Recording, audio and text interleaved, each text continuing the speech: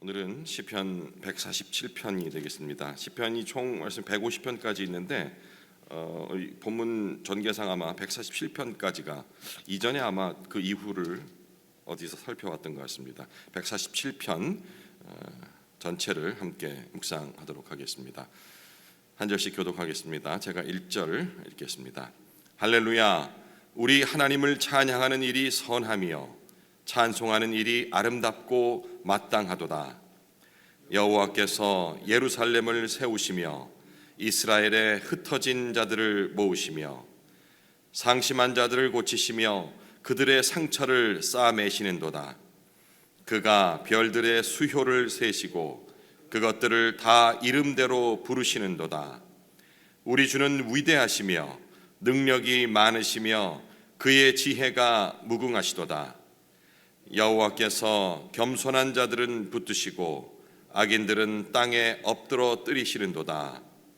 감사함으로 여호와께 노래하며 수금으로 하나님께 찬양할지어다.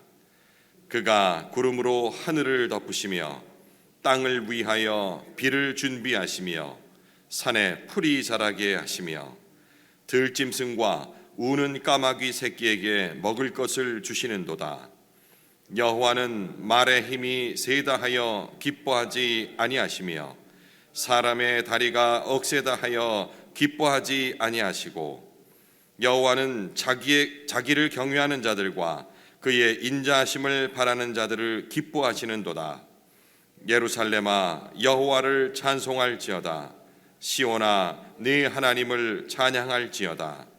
그가 네 문빗장을 견고히 하시고 네 가운데 있는 너희 자녀들에게 복을 주셨으며 네 경내를 평안하게 하시고 아름다운 밀로 너를 배불리시며 그의 명령을 땅에 보내시니 그의 말씀이 속히 달리는도다. 눈을 양털같이 내리시며 서리를 재같이 흩으시며 우박을 떡 부스러기같이 뿌리시나니 누가 능히 그의 추위를 감당하리요. 그의 말씀을 보내사 그것들을 녹이시고 바람을 불게 하신즉 물이 흐르는도다. 그가 그의 말씀을 야곱에게 보이시며 그의 율례와 규례를 이스라엘에게 보이시는도다. 그는 어느 민족에게도 이와 같이 행하지 아니하셨나니 그들은 그의 법도를 알지 못하였도다. 할렐루야. 시편은 말 그대로 시의 형식을 띠고 있기 때문에 언뜻 배경이나 이런 내용들을 간과하고 읽다 보면은 그냥 한 편의 어떤 그 마음의 상태를 담은 그런 시, 부드러운 시 정도로 이해할 때가 많습니다. 하지만 이 배경을 알고 보면 그 처절함들, 어떤 상황이었는지를 우리가 더 뼈저리게 한 구절 한 구절 느낄 수가 있는데요. 여호와께서 예루살렘을 세우시며 라는 이 한 문장, 이게 지금 한 세대가 아니라 여러 세대, 심지어는 신앙의 관점으로 봤을 때 현재 우리에게까지 관통되는 그런 인류의 붕괴 또 회복의 역사를 담고 있다 할 수 있겠습니다. 586년 다 외우시죠. 이제 숫자는 바로 예루살렘이 바벨론에 의해서 완전히 무너진 해입니다. 성전이, 그 아름다웠던 화려했던 웅장했던 성전이 무너지고 불탔고 성벽은 허물어지고 영원할 것 같았던 왕조도 끝이 나죠. 이거는 단순히 전쟁에서 졌다라는 그런 패전, 이런 역사가 아니라 신학적인 그런 붕괴를 의미한다 할 수 있습니다. 예루살렘의 무너짐이 바로 하나님께서 함께 하신다. 더 구체적으로 와닿을 단어로 얘기한다면 어제도 우리 김동환 목사님 말씀하셨고 목사님께도 자주 강조하신 부분이죠. 성전 불패. 예루살렘에 성전이 있는데, 성전은 하나님이 거하시는 곳인데, 하나님이 임재하고 있는 곳인데 하나님께서 성전 무너지는 것을, 다시 말해 예루살렘이 무너진 것을 허용하시겠어라는 잘못된 믿음. 하나님이 언제나 이 성전과 함께 성전에 붙어 있는 우리들과 함께 하신다라는 그런 믿음의 상징이 무너진 그런 사건입니다. 그리고 아시다시피 포로로 끌려가게 되죠. 포로의 생활은 어떤 여기서 김해에서 부산으로 이사 간다, 서울로 이사 간다, 미국으로 이민 간다 그런 개념이 아닙니다. 단순히 이 지역에서 다른 지역으로 타 지역으로 이사만 가더라도 굉장히 적응하는 데 힘이 든데 포로로 끌려간다라는 것은 그것과는 전혀 비교할 수 없는, 상상할 수 없는 어려움들입니다. 일단 언어가 흔들리게 되죠. 거기서 한국말을 쓸 수 있겠습니까? 끌려간 포로지에서 우리로 친다 하면. 그리고 창씨 개명하시죠. 이름이 바뀝니다.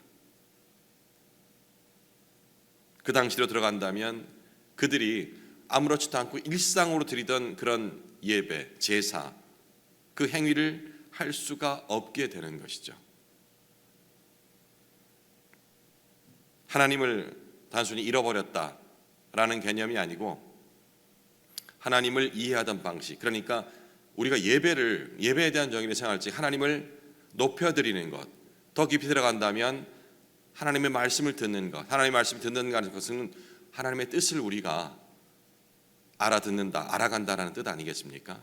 하나님을 이해하던 방식 자체가 제사를 못 드린다, 예배를 못 드린다라는 것은 그렇습니다. 만약에 누군가 여러분들 지금은 뭐 예배를 못 드리게 하는 그런 방해는 솔직히 없지 않습니까? 뭐 그거 드린다, 예배 드린다 해서 잡아간다든지 뭐 해코지를 한다든지 그런 거는 없기 때문에 상상할 수가 없는데, 만약에 어떤 타의에 의해서 우리가 예배를 드릴 수 없는 그런 상황에 처하게 되면은 어떤 문제가 발생하냐면, 그래 뭐 예배 한 주 빠진다고, 뭐 예배 한 달 빠진다고, 하나님 내 마음 중심을 아니까 라고 스스로 자위하지만 그 예배가 우리에게서 멀어지거나 더뎌지거나 없어진다 하면 그것은 뭘 상징하냐면 하나님을 이해하는 방법 자체를 상실하게 된다는 겁니다. 하나님은 매일매일 알아가는 것이지 30년 전의 깨달음으로 30년을 버틸 수가 없는 겁니다. 30년이 아니고요. 단 하루도 우리가 이해가 없으면 왜 우리가 이 아침에 이 새벽에 말씀으로 하루를 깨우려 하겠습니까? 단 하루도 한순간도 하나님에 대한 이해가 없이는 견딜 수가 없게끔 만들어진 피조물이기 때문에 그렇습니다. 그런데 착각하죠. 오늘 깨달음이 있었기 때문에 한 주간 열심히 살 거야. 주일 예배 말씀, 목사님 말씀 은혜로 왔어. 이제 한 주간을 버틸 힘을 얻었어. 뭐 이런 습관적인 얘기들 하지 않습니까? 근데 사실은요, 한 번 들은 말씀으로 일주일을 버틸 수가 없습니다. 더 정확히 얘기하면 단 한순간도 하나님의 말씀 없이는, 하나님에 대한 이해 없이는, 그분의 뜻을 청종하는 마음이 없이는 바로 설 수가 없는 것. 그런 의미에서 예루살렘 성전이 무너졌다는 것은 예배가 사라졌다는 뜻. 예배가 사라졌다는 뜻은 포로로 끌려갔다는 것은 더 이상 하나님의 뜻을 알 수 있는 방법이 없어졌다는 그런 의미로 생각이 됩니다. 어디 가든지 하나님 예배하면 되지 라고 쉽사리 얘기하지만 한번 실제적으로 적용해 보십시오. 우리가 익숙한 공동체와 그리고 하나님께 항상 기뻐하시는 사랑스러운 공동체와 함께 드리던 그 예배가 어디 가든 똑같이 임하는 것은 아닙니다. 그렇다고 우리 교회만이 이런 얘기를 하는 것이 아닙니다. 하나님께서 원하시는 그 장소에 원하시는 방법대로 원하시는 때에 드려지는 그 예배가 지속되지 않는다는 것은 영혼의 호흡이 끊어지는 것과 마찬가지죠. 하지만 하나님은 이런 역사의 무대에서 사라진 것 같은 그 순간에도 계속해서 역사하십니다. 이것은 우리가 어떻게 알 수 있느냐? 그 당시의 현상들로는 이해하지 못하죠. 하지만 큰 거시적인 시점, 안목으로 보게 되면 결국은 바벨론이 멸망했지 않습니까? 그렇죠? 그리고 그 뒤를 잇는 페르시아의 고레스 왕이라는 이방인의 왕을 통해 귀환의 길이 열렸다는 사실도 우리가 알고 있습니다. 그렇게 돌아오면 또 끝이 날 줄 알았는데 돌아온 현실이 어땠습니까? 돌아온 땅은 그런 낭만적인 환경이 아니었죠.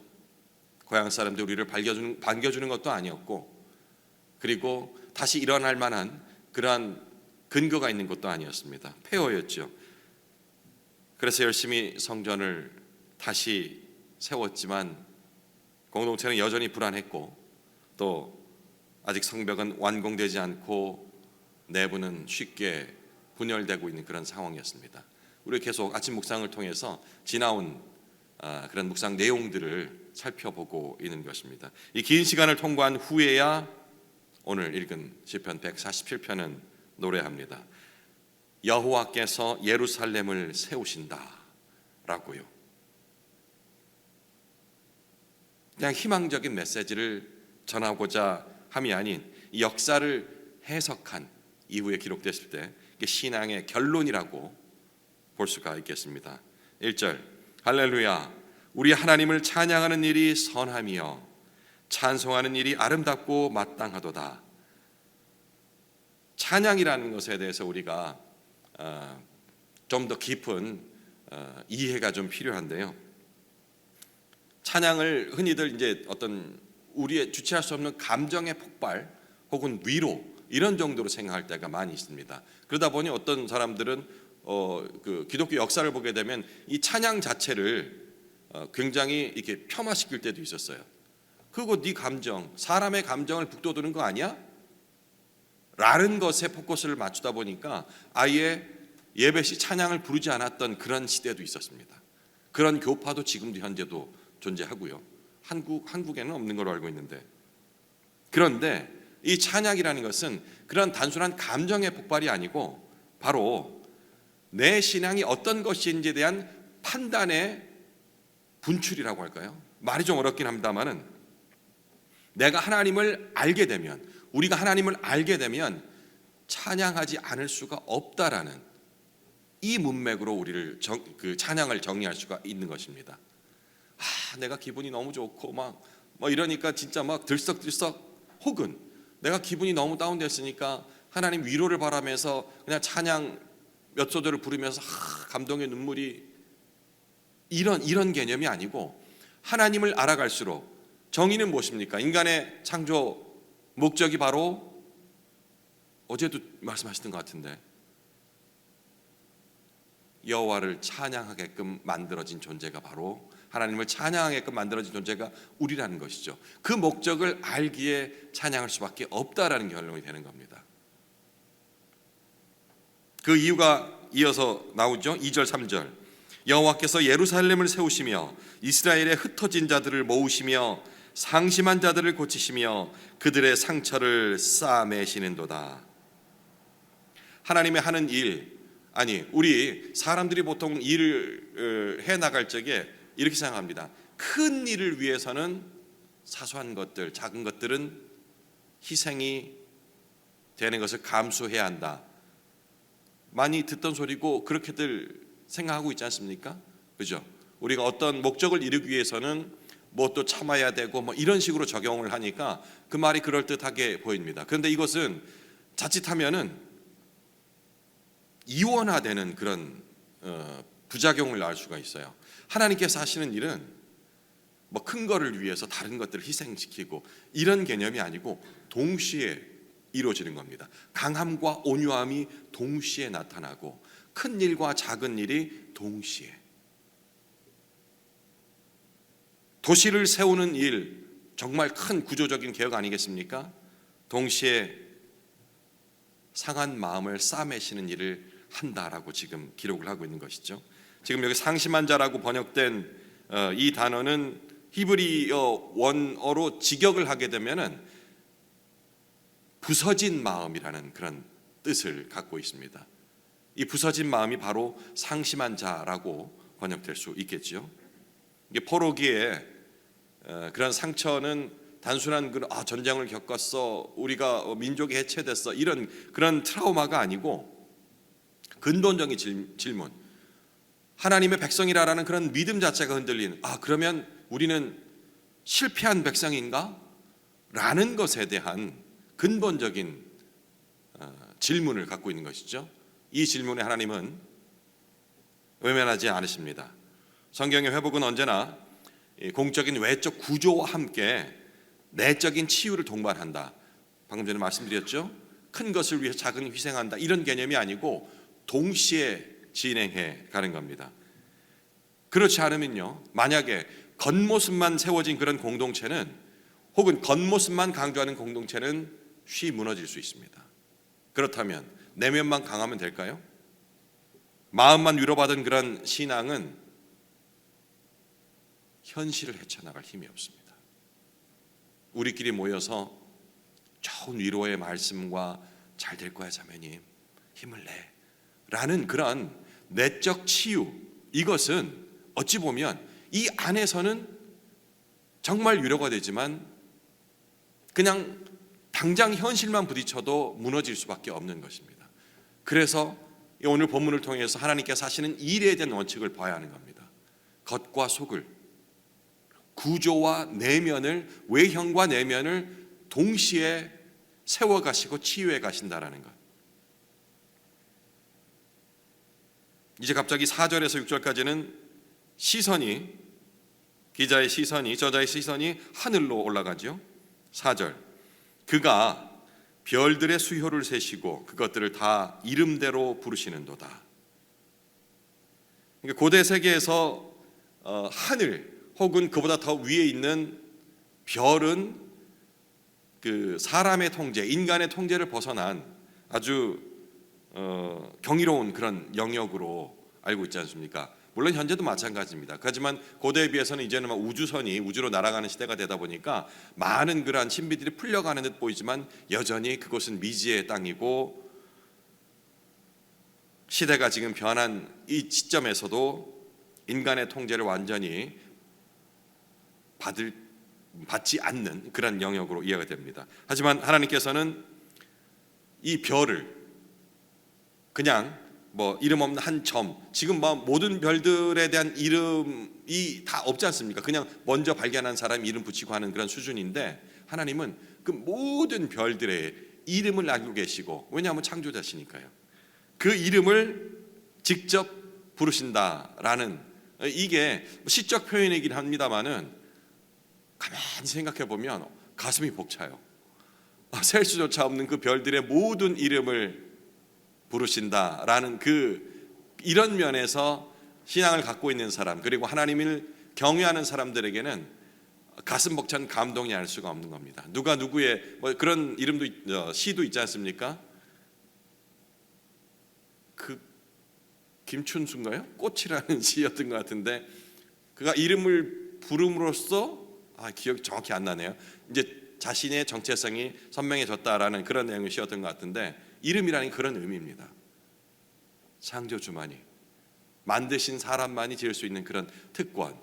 창세기 목사님 강의 때도 들었습니다마는 우리 사람에게 그 만물의 이름을 지을 권리를 줬다라는 사실이 그런 면에서 엄청난 권위와 책임을, 뒤에도 잠깐 얘기하겠습니다마는 이름을 부른다라는, 지을 수 있다라는 것은 권위만 갖는 것이 아니고 거기에 대한 책임까지도 갖는다라는 그런 의미가 됩니다.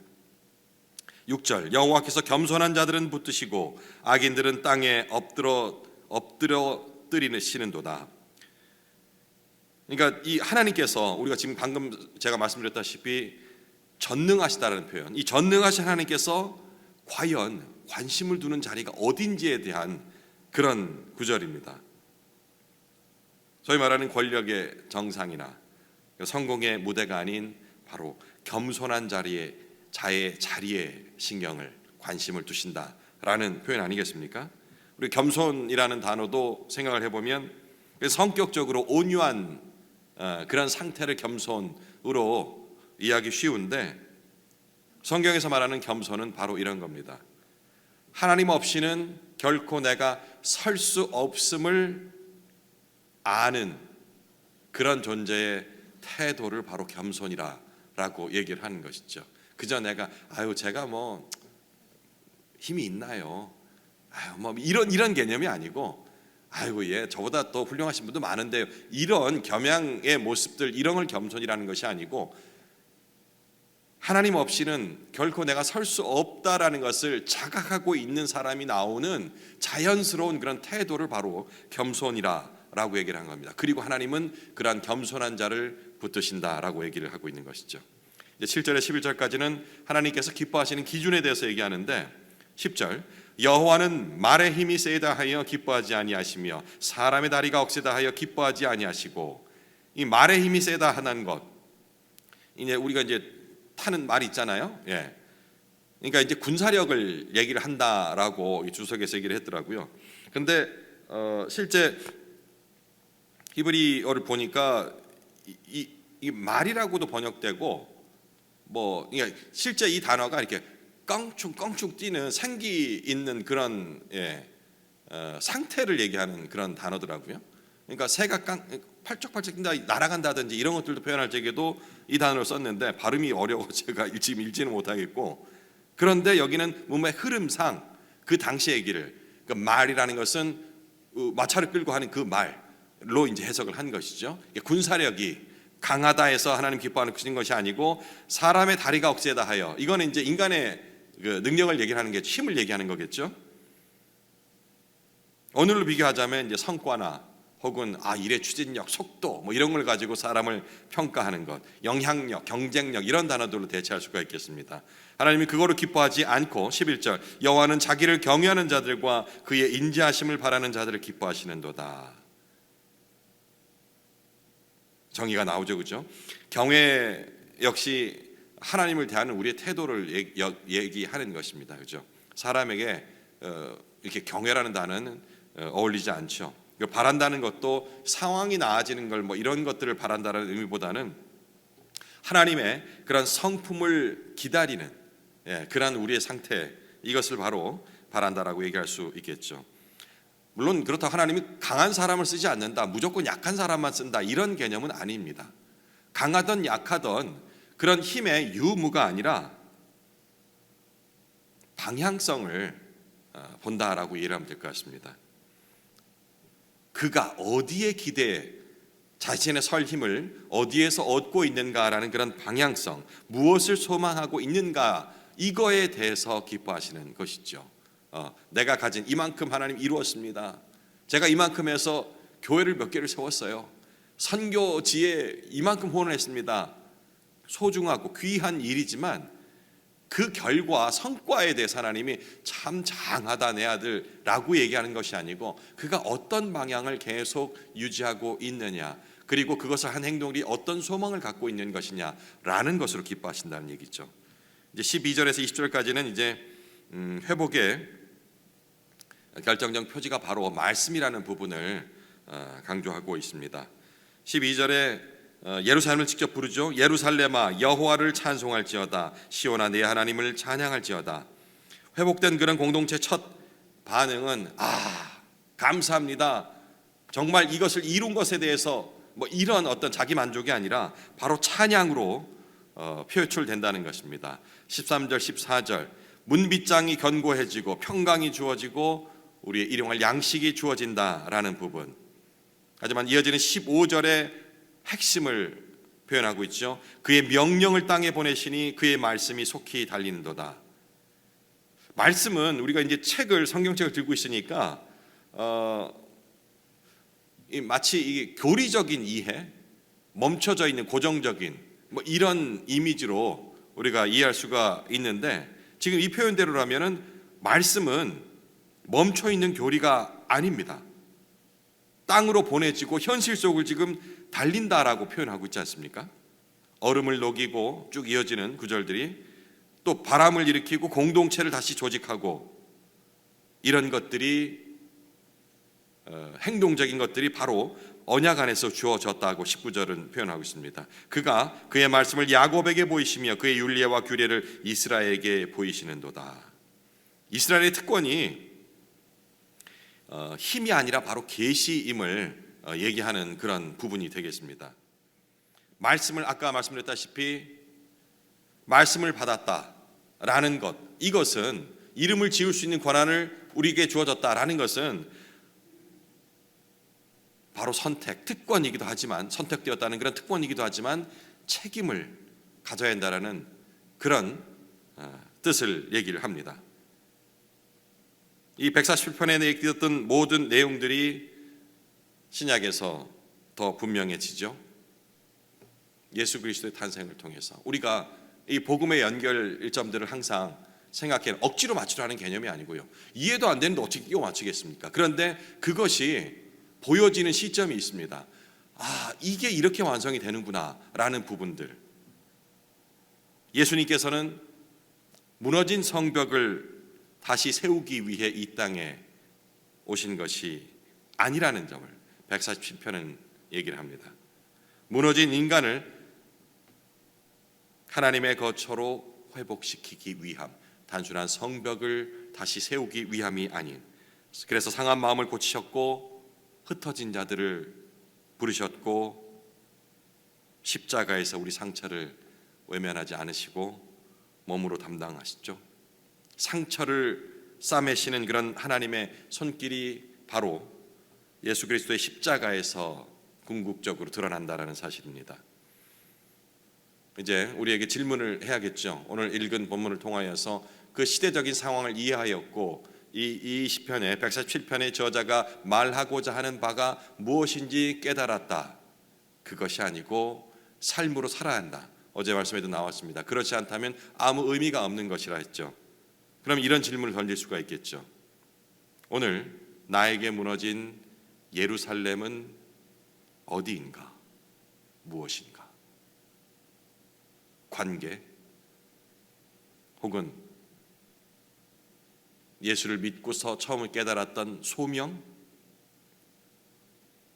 우리 교회가 나아갈 현실,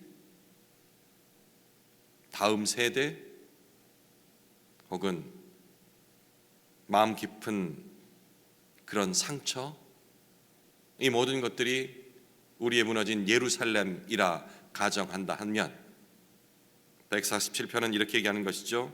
하나님은 무너진 자리를 찬양의 시작점으로 삼으신다. 할렐루야, 마침도 할렐루야. 목사님께서 말씀하시죠. 할렐루야 시편이라고 얘기한다는데 이 할렐루야가 바로 여호와를 찬양하라는 뜻이었지 않습니까? 지금 찬양할 만한 상황입니까? 상황과는 관계없이 하나님을 안다면, 그분의 역사하심 이뤄가시는 방향을 안다면 할렐루야라는 얘기가 나올 수가 있는 것입니다. 우리 집이 쫄딱 망했는데, 관계가 흩어졌는데, 내가 이렇게 아픈데 할렐루야 외치다니 저 사람 미친 거 아니야? 아니요. 이것이 바로 마땅히 지어진 피조물로서 할 수 있는 이 얘기입니다. 하지만 조건이 있습니다. 내 힘을 내려놓아야 합니다. 말의 힘이 아닌 인간의 강한 다리가 아니라 고백했듯이 내 힘을 내려놓고 온전히 그분의 인도하심을 구하는 것이겠죠. 하나님을 경외하고 바로 그의 인자하심을 헤세드를 이 아침 남은 시간 묵상하시겠습니다.